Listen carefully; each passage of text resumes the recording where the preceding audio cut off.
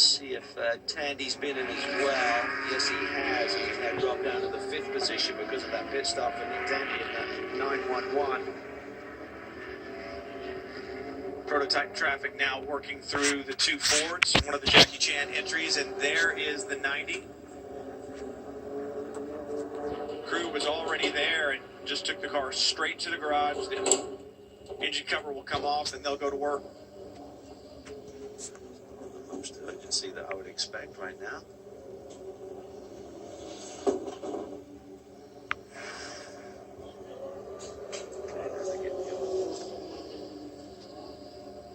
You know, and talking changed so quickly. Yeah, and talking to Jordan Taylor at the Roar, he said this 5.5 liter engine actually had much better drivability than the engine from last year. Better throttle response, better drivability, and had high hopes for it. And I asked him, was he concerned? Because it was really kind of an unproven engine. He goes, well, it's basically the same as last year. It's just a little smaller displacement. That's not the same. That's saying it's exactly the same, only different. And, you know, once again, it's somewhat of an unknown piece, and we're seeing a problem right now with the 90. Yeah, and I mean, last year they had to go to the lengths of even mandating higher first and second gear ratios to take away some of the torque advantage that 6.2 litre motor had. So they were doing all types of things to try and band-aid a problem with the strength and torque of that 6.2 litre Cadillac motor. Felipe Albuquerque out in front in his Cadillacs, no problems there. But if you're Action Express and you see other similar makes struggling, do you scratch your head a little bit? Do you pull the reins back just a bit? We'll find out. Stay with us.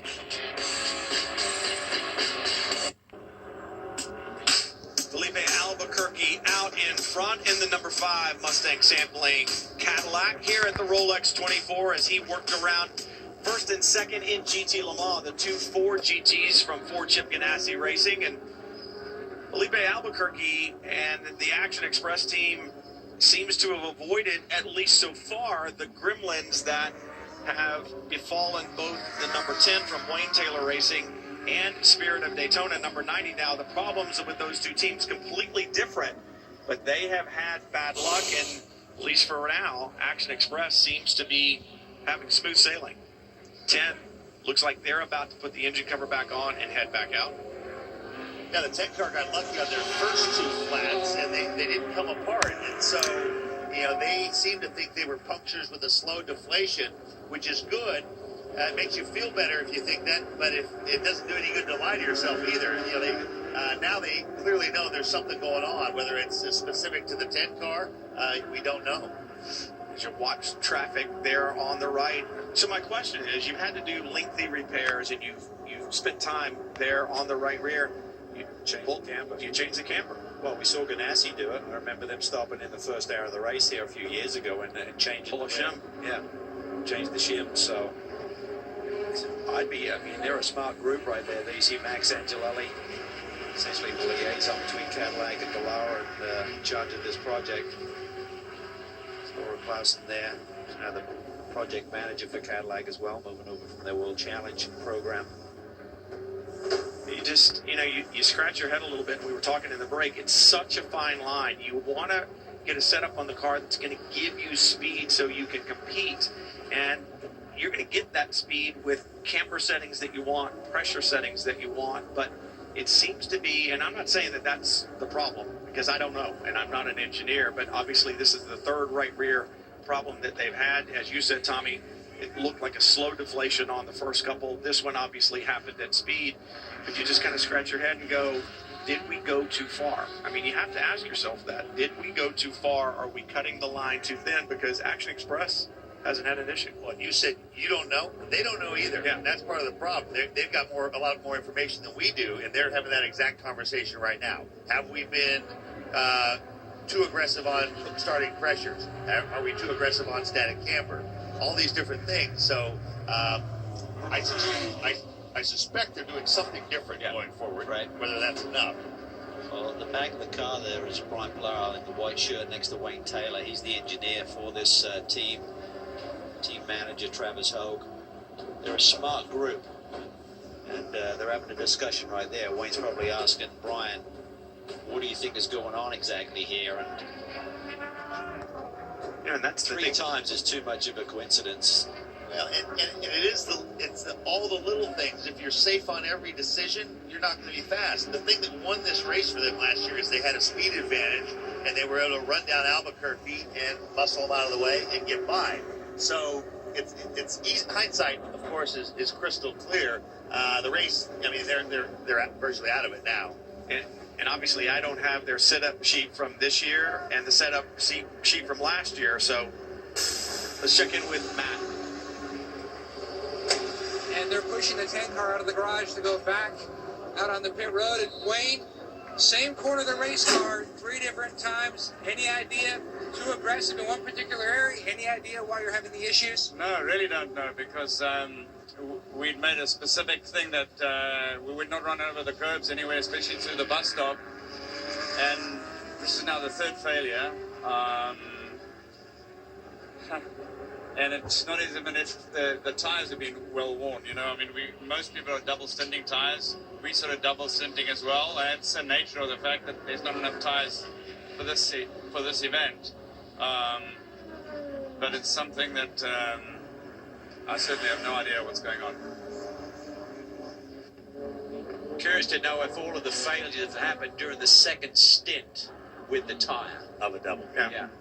Well, and need to clarify something that Wayne said. He said there are not enough tires for this event. That's not Continental saying we can't supply you with enough tires.